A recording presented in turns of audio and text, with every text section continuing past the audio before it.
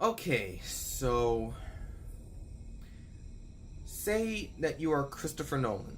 You decide to make Batman Begins, which is considered to be a pretty solid start to your Batman trilogy. People really like it, and it makes a modest amount of dough. Then you follow that up with The Dark Knight, and that's hailed not only as a game changer of its own genre, but as a game changer of film as a whole. And now you're at the point in your life where you have to go out with a satisfying bang and conclude the series. What I'm trying to say is that there's really no possible way he was going to make this movie without pissing off a significant portion of people. And I mean, that's kind of what happens. I mean, it's nowhere near as big or as toxic as The Last Jedi's, but you still have a vocal minority of those who really didn't like it. And as someone who was part of that minority, I only have one thing to say after rewatching the movie for this video. I used to hate this. If you're ready, yeah, you know what I mean? Rises is a surprisingly satisfying end to such an iconic trilogy, and what helps it succeed as well as it does is its scale. This is a big movie. For you. Not just because of the fact that it's the final movie in a very huge and iconic trilogy, but in terms of, I mean, everything really. Cinematography, music, and story just convey this epic feel that I haven't seen since 3 months ago. Now, the Nolan trilogy has always kicked it up a notch when it came to the low points of Gotham. In Beginnings, it was a smaller section of Gotham that was ultimately affected. No one in the main area would really be impacted unless someone were like relying on the tram. In The Dark Knight, however, that's when we brought in mainland Gotham. However, I make the argument that Gotham could recover from it. But what happens in Rises?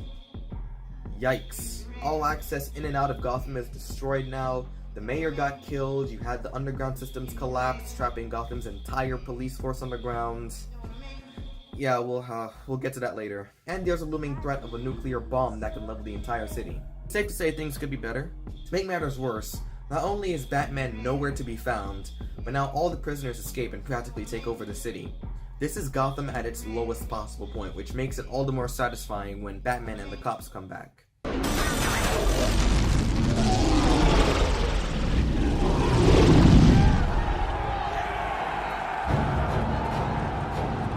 Meantime, though, leading Gotham's chaos is Tom Hardy's Bane, who does a fantastic job in this. Now is not the time for fear. That comes later.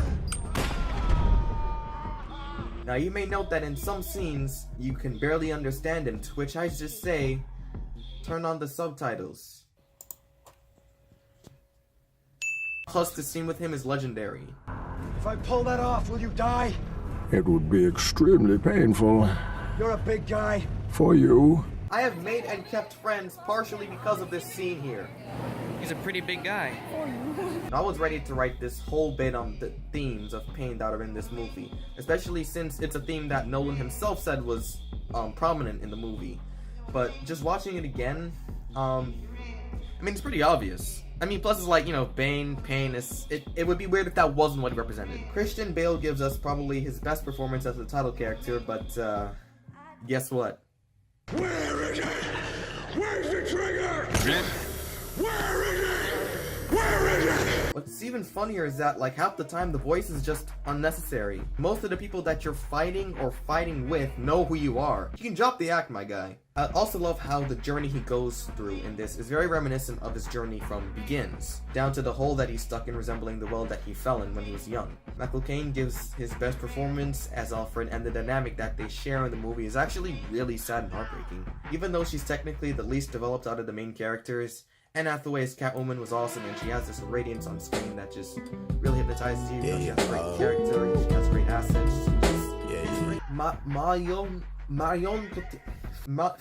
Marion Cotillard As Talia, I found a little twist with her being Roz's daughter good, but I mean, I kind of saw it coming. Like when they flashed back to the kid climbing out of the prison, I legit confused her for Joey King.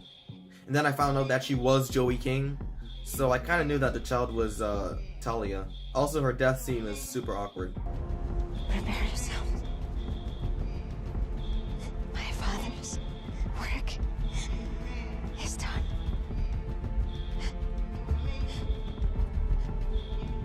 Joseph Gordon-Levitt as Robin is alright in the role. Not much to really say about him though. If he really did become Robin at the end, that's a pretty fun idea, I guess. In fact, I totally would have been down to see his own little solo movie / trilogy, or even series. Probably would have been better than this pile of shit. Where's Batman?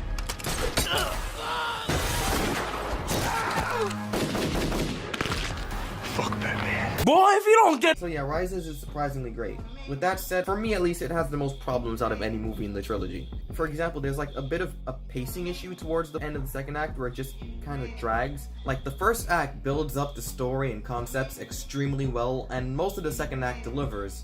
But then there's like a small section shortly before the third act where the film kind of loses momentum and you really start to feel the runtime. Plus, them sending all of Gotham's police force down to the sewers was just fucking stupid. Like, they seriously didn't expect a villain like Bane to set up some kind of trap for them.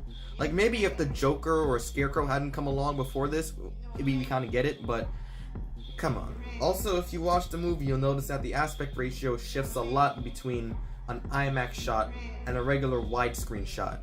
I talked about it briefly in my Worst of 2017 video, but the reason why it works a bit better than it does in The Last Night is because, for one, it doesn't just cut randomly to different ratios for no reason. Plus, the camera is still enough and the shots are long enough for you to take in what's going on. It's the same reason why something like Tron Legacy would work in 3D and IMAX, and why something like John Wick wouldn't. It also helps that Rises is a kick-ass experience.